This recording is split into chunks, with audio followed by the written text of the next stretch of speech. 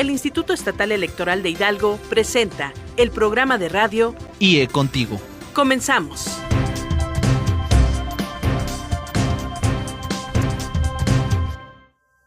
Muy buenas tardes, ¿cómo están? Bienvenidas y bienvenidos a su programa de radio IE Contigo. Mi nombre es Ale Gutiérrez y como cada viernes los invito a que nos acompañen a lo largo de la siguiente media hora y a que se comuniquen con nosotros para participar en la rifa de 2 pases dobles para ir al cine aquí en Pachuca. Ustedes pueden concursar en esta rifa llamando a los teléfonos 71 108 48, 71 110 69 y también la alada sin costo 01800 552 33 33 o participando vía Facebook y Twitter, búsquenos como IEEH Contigo. Sin más preámbulo, les presento a nuestro invitado del día de hoy. Él es el licenciado Mario Ernesto Pfeiffer Islas, consejero presidente del Instituto Estatal Electoral de Hidalgo, quien nos va a hablar acerca del informe anual de labores que rindió la semana pasada. Consejero, muchas gracias. Gracias, Ale, por esta oportunidad de poder precisamente compartir parte de esa información también con los radioescuchas. Gracias a usted por acompañarnos. Comienzo la entrevista con la pregunta de ¿cuál es la importancia de contar con una cultura de transparencia y rendición de cuentas en un régimen democrático? Bueno, desde luego la democracia implica precisamente eso, que podamos dar a conocer todo lo que hacemos las instituciones públicas y que va muy relacionado, no solamente la transparencia como una gran vitrina en donde todos los servidores públicos, las instituciones deben estar expuestas, sino también los aspectos que tienen que ver con la rendición de cuentas. Es decir, por un lado está la transparencia, que implica el que nos puedan ver, pero además esa obligación de cada una de las autoridades de ofrecer a todos los ciudadanos aquellos elementos para que puedan juzgar también la actividad de cada uno de nosotros. Detallar todo lo que hace la institución electoral. Eso es muy importante, que el ciudadano al final de cuentas es quien hace la democracia y es precisamente el árbitro electoral el que al final de cuentas también debe rendir a quien hace la democracia y de quién es la democracia, todos los elementos para que pueda al final de cuentas tener elementos para tener una opinión también de las instituciones.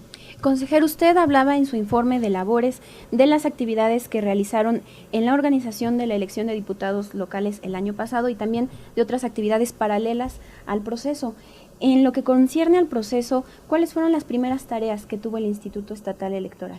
Bueno, esto es muy interesante porque precisamente previo a que se integrara un nuevo Consejo General, hubo una reforma electoral, a mí me parece muy importante, en donde se incrementa el número de consejeros, pero no es solamente un incremento en el número de consejeros. Esto operaba bajo la lógica de una reforma que implicaba que también se diera un empoderamiento de las mujeres. Esto es muy importante porque efectivamente los derechos político-electorales ha sido una lucha constante de las mujeres desde la posibilidad del ejercicio de su derecho al voto y hoy me parece que tenemos que decirlo también de un ejercicio pleno de todos los derechos político-electorales. Hoy estamos hablando inclusive de aspectos de paridad en las candidaturas y esto ha sido gracias a todos estos movimientos y esa reforma contiene también aspectos desde el punto de vista inclusive hasta económicos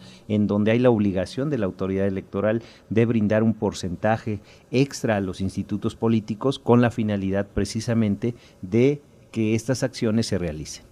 En este sentido, ¿cuáles fueron los cambios que tuvo el nuevo Consejo General relacionados con el empoderamiento femenino y la reforma que nos menciona?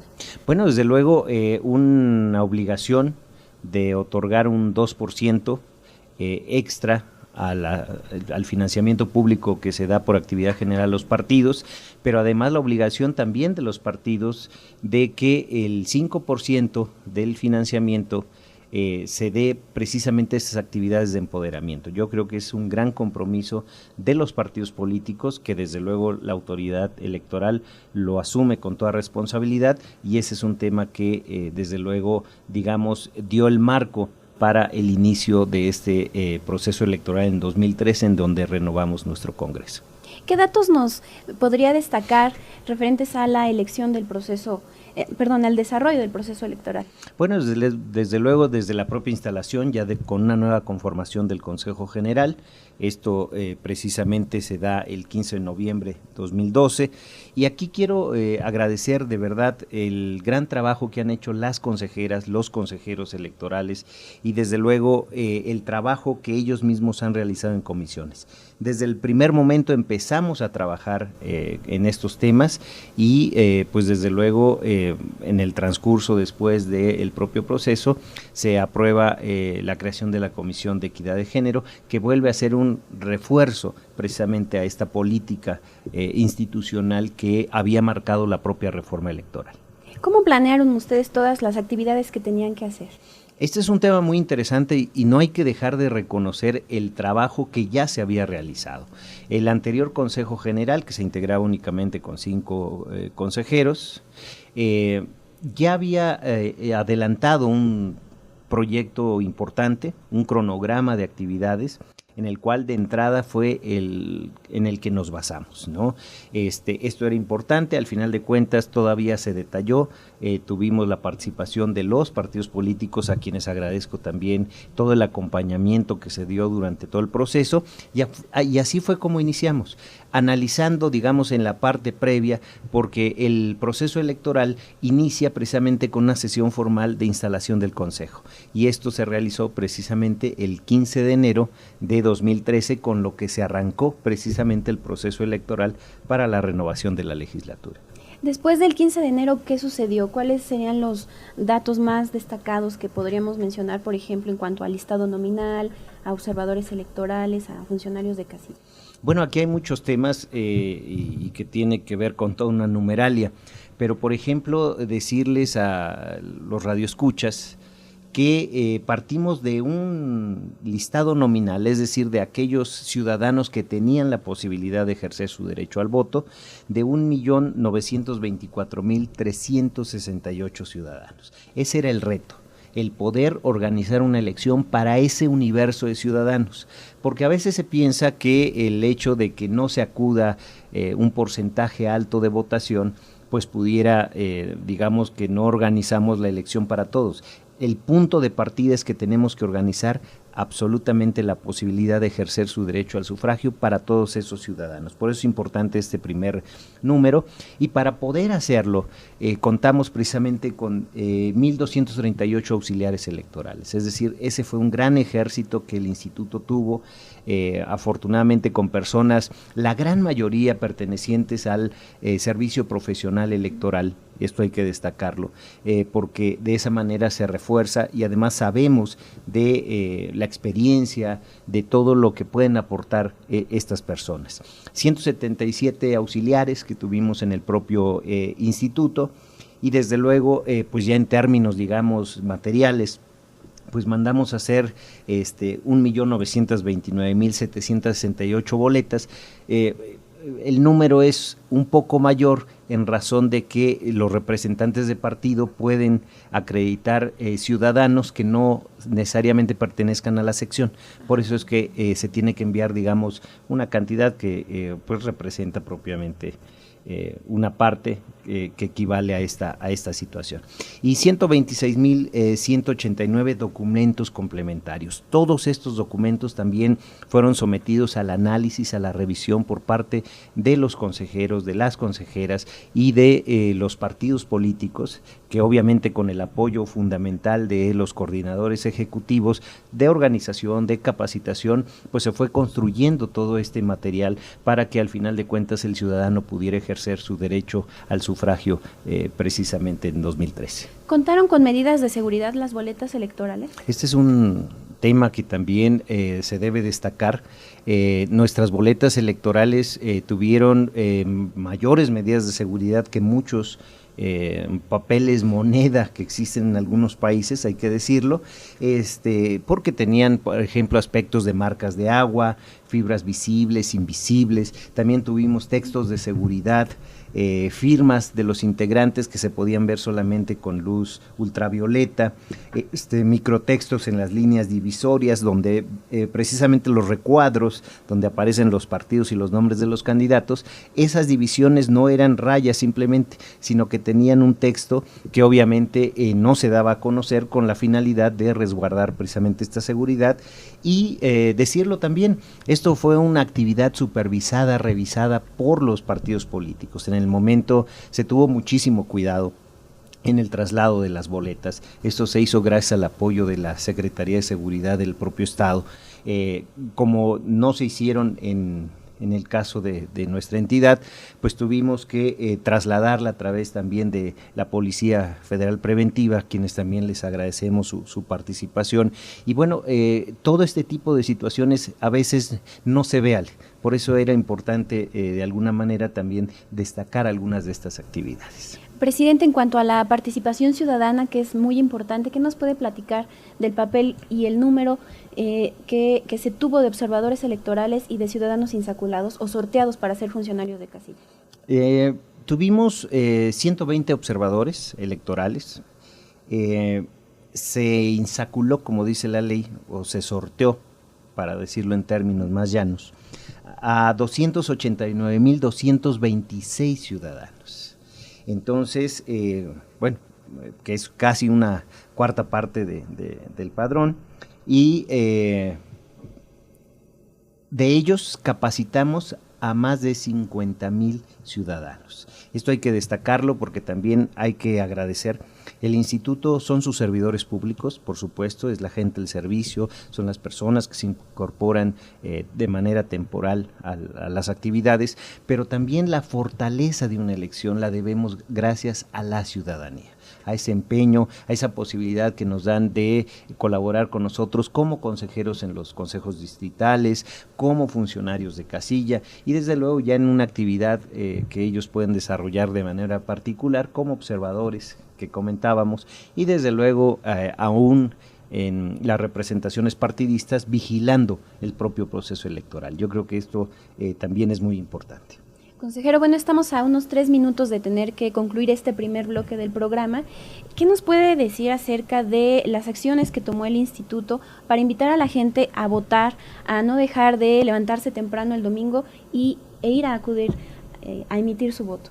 Bueno, aquí se hizo toda una campaña que también aprovecho para agradecer a todos los compañeros del instituto del área de radio y televisión, en donde verdaderamente se diseñaron diversas formas de comunicación, ¿no? Entonces, esto es muy importante decirlo. En el caso específico, por ejemplo, de la credencial, había un tema que nos interesaba mucho. Se reseccionó, es decir, se hizo una nueva distribución de casillas, y esto sabrán muy bien especialmente aquellos que pertenecen a Mineral de la Reforma, específicamente en su sección 739, en donde precisamente se instalaron 31 nuevas casillas. Es decir, fue tal el desarrollo, fue tal el crecimiento poblacional que hubo que implementar más casillas. Esto era un gran reto para el instituto. ¿Por qué era un gran reto? Porque posiblemente si algún ciudadano no encontraba su casilla donde tradicionalmente votaba, pues posiblemente iba a dejar de ejercer su derecho. ¿Cuál fue nuestra acciones en ese sentido? Bueno, acudimos, quiero decirle que inclusive las consejeras, los consejeros me hicieron favor de acompañarnos y estuvimos volanteando casa por casa, estuvimos en los módulos en donde se brindaba información, colocamos mantas en los lugares en donde debía ejercer su derecho, digamos, en estas nuevas casillas, porque anteriormente era un gran centro de votación y aquí lo que tratamos es de acercar la casilla al ciudadano, pero teníamos que darle esa información, que tuviera esos elementos para al final de cuentas ejercer su derecho al sufragio. Entonces me parece que fue un gran reto.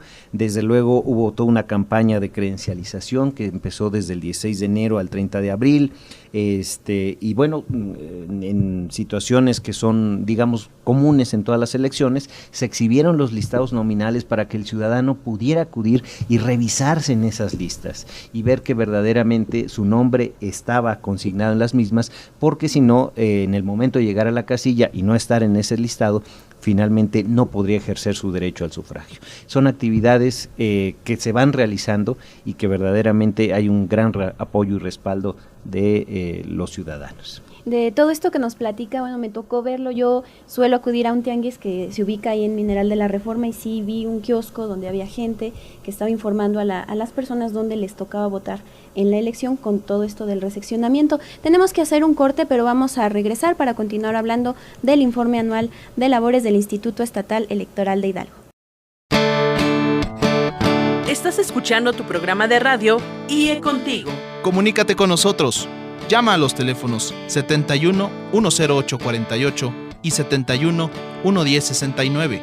Lada sin costo 01800 552 33 33. O síguenos en las redes sociales. Búscanos en Facebook y Twitter como IEEH Contigo. Regresamos.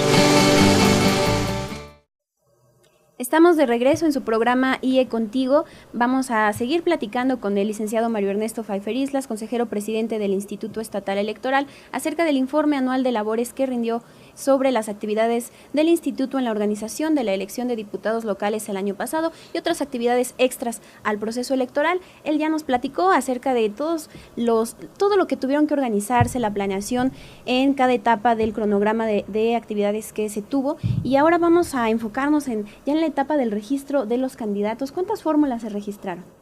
Bien, pues una vez que se han realizado muchas actividades que tienen que ver con toda esta planeación de la ubicación de las casillas, la integración de las mismas, otro tema muy importante en la etapa preparatoria de la elección es precisamente el registro de candidaturas. Tuvimos 204 candidaturas, de las cuales 114 fueron por el principio de mayoría relativa, es decir, eran los candidatos que competían directamente en cada uno de los distritos, de estas divisiones geográficas por las que votamos los ciudadanos, registrados por los 7 partidos, 6 por una coalición y 84 fueron por el principio de representación proporcional, es decir, la posibilidad de, si no se accede por la vía de la mayoría, que a través del porcentaje de votos que se obtengan, pues se pueden obtener ciertas candidaturas.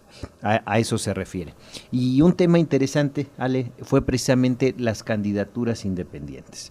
No obstante que ya se había establecido constitucionalmente la posibilidad de que los ciudadanos participaran sin necesidad del apoyo, del respaldo de un partido político, la verdad es que nosotros en Hidalgo estábamos dentro de ese tiempo que al final de cuentas permitía todavía regular las propias candidaturas, es decir, nos alcanzaron los tiempos y finalmente no teníamos una regulación en Hidalgo y esto nos impidió registrar las candidaturas. Yo platicaba, inclusive hubo una situación, quiero decirlo, muy cordial, hubo una situación que nos permitió hablar precisamente con esas ciudadanos que pretendían registrarse como candidatos independientes, que fueron 2 fórmulas en el caso específico, y platicábamos con ellos que no había las condiciones, es decir, si el instituto hubiera aceptado estos registros, el grave problema era que íbamos a romper uno de los principios rectores, que es la equidad. ¿En qué sentido? De que no tenían acceso a radio y televisión, de que no tenían un financiamiento dado por el propio Estado, y esto al final de cuentas pues iba a repercutir de manera seria. Al final de cuentas estas decisiones de la negativa fueron confirmadas por los organismos jurisdiccionales tanto locales como federal. Es importante destacarlo, sin embargo, bueno, hoy es el primer esbozo de lo que serán las candidaturas independientes. Hoy las candidaturas independientes, con la reforma que vino a agregar nuevos elementos, ya existen los elementos y las condiciones para poder legislar en este sentido, y seguramente el próximo proceso electoral local tendrá esta posibilidad de aceptar estas candidaturas. Yo creo que hay que reconocer también el trabajo de estas personas que fueron las primeras que se animaron, que fueron los pioneros en este tema, ¿no? Claro, y que todo esto deja un antecedente de este sentir de la ciudadanía por participar en los procesos de manera independiente.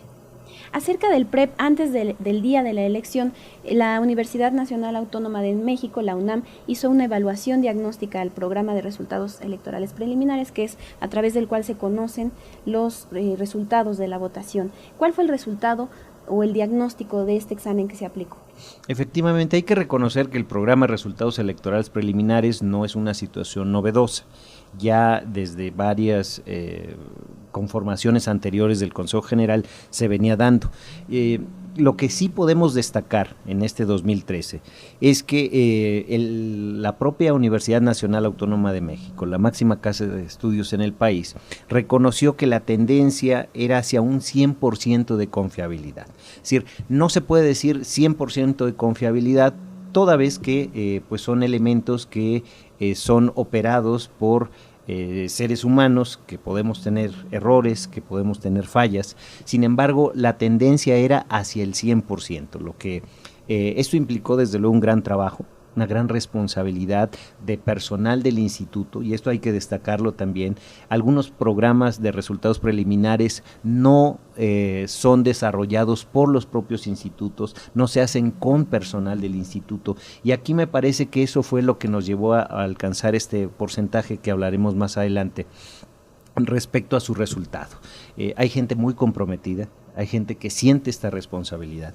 Permítame decirlo de manera coloquial, hay quien siente la camiseta del instituto, y bueno, de esta manera logramos un muy importante porcentaje ya a la conclusión de la jornada.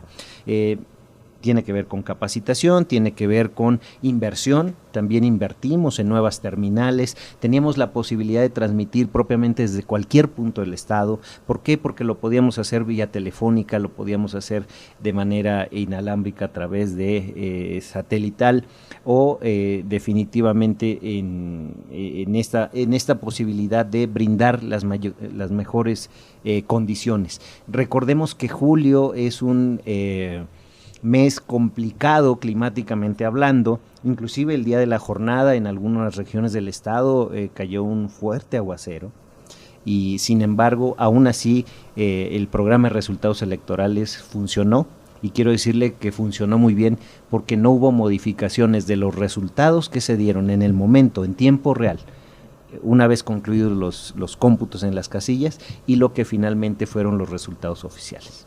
Hablando ya de la jornada electoral, ¿qué aspectos nos podría destacar de ese día, que fue el 7 de julio? Bueno, la instalación de 3.506 casillas, la intención hubiera sido integrar todas, solamente faltó una, por una situación pues de algunas viejas reivindicaciones sociales que había en una comunidad de la zona de Huejutla. Sin embargo, todas las demás casillas se instalaron. Quiero destacar también una situación que hay que reconocer inclusive en esa comunidad de Oxalé, de que fue una cuestión de mucha civilidad, porque no fue un acto violento el no permitir instalar la casilla, ¿no? Fue una situación que al final de cuentas la comunidad no permitió la instalación de la casilla, pero no fue de ninguna manera una situación violenta, que hay que destacar. Se establecieron 13 centros de acopio, establecimos más centros de acopio. ¿Qué son los centros de acopio? La posibilidad de acercar al funcionario de casilla, específicamente al presidente, que es el que traslada el paquete electoral, a lugares más cercanos. Nuestra geografía en Hidalgo, a pesar de ser un estado, digamos, mediano en las dimensiones de las diversas entidades en el país, la verdad es que existen condiciones geográficas en algunos lugares muy complejas, y esto implicaba el traslado de muchas horas de esos presidentes de casilla, que inician muy temprano, desde la propia instalación de la casilla, tener toda la jornada electoral, posteriormente el escrutinio y cómputo, y todavía tener que trasladarse muchas horas para llevar el paquete electoral. Lo que pretendimos en el instituto fue hacerlo a través de esos centros de acopio, en donde también hay que decirlo, los representantes de los partidos políticos nos acompañaron, estuvieron presentes, vieron cómo llegaban los paquetes y cómo estaban debidamente sellados, lacrados por los funcionarios de casilla, por lo cual pues se daba la absoluta seguridad de que pues los paquetes habían sido entregados de el lugar donde se emitieron las votaciones hacia esos centros de acopio. presumir, porque tengo que decirlo, hay que presumir mucho lo del programa de resultados electorales preliminares. En la misma fecha en que se celebraron elecciones en Hidalgo, se celebraron en algunas otras entidades, en algunos casos se cerró el PREP, no dieron resultados, en otros casos los porcentajes no alcanzan el caso nuestro, que fue precisamente de 99.83%. Quiero decirles que solamente este porcentaje representa que de las 3.506 casillas solamente no contabilizamos 2. ¿Qué implica esto? Venían en los paquetes electorales las actas, no se puede abrir el paquete electoral y por lo tanto no lo pudimos hacer. Si no hubiéramos llegado al 100% de los resultados, y reitero, los resultados confirmados después ya en los cómputos con las actas en los consejos distritales. Estamos ya a un minuto de tener que concluir nuestro programa. ¿Qué nos podría decir de cómo concluyó el proceso electoral? Bueno, se entregaron en cada uno de los distritos las constancias de mayoría. Una vez que se hace el conteo, se verifica que la elección se ha hecho bien, se entregan las constancias de mayoría. En el caso del Consejo General, pues nosotros integramos a las constancias de representación proporcional, y pues de esa manera es como ha quedado integrada la actual legislatura del Congreso del Estado. Solamente, y si me lo permite, tratando de abreviar, decir que de todas las medios de impugnación que se promovieron para esta elección, pues todos fueron confirmados de fondo para el instituto. Esto es algo importante. No hubo ninguna nulidad de casilla por parte de los organismos electorales, se destruyó el material electoral y bueno, pues desde luego quedará en el tintero muchas otras actividades que hemos hecho en materia de equidad de género, la entrega del galardón, elecciones escolares, el segundo parlamento infantil, y bueno, pues desde luego muchos otros temas que seguramente en próximos programas podrán seguir ustedes difundiendo. Gracias, y esperamos poder contar con su presencia más adelante en otros programas para, bueno, tocar todos estos temas que se quedan pendientes. Lo invito de favor a sacar 2 papelitos, ya recibimos 3 llamadas y vamos a conocer el nombre de los ganadores. ¿Estos 2? Bueno, gana Leticia Hernández y también el señor Pedro Jesús Ruiz. Los invitamos a que pasen por sus premios al Instituto Estatal Electoral. Los vamos a contactar para darles los detalles. Consejero, muchas gracias por acompañarnos. Muchísimas gracias, Ale, y también pues hacerles una invitación a los radioescuchas en cuestión de que nuestra memoria será también fijada dentro de la página de internet del instituto para que puedan consultarla, y si alguien en especial tiene ese interés de conocer ciertos datos, pues también estamos en el instituto para servirles. Gracias, vamos a anunciar aquí el link de la página para que lo puedan consultar. Mi nombre es Ale Gutiérrez, gracias por acompañarnos, los esperamos el siguiente viernes a las 5:30 de la tarde. El Instituto Estatal Electoral de Hidalgo presentó el programa de radio IE Contigo. Gracias por habernos escuchado. No te pierdas la siguiente transmisión.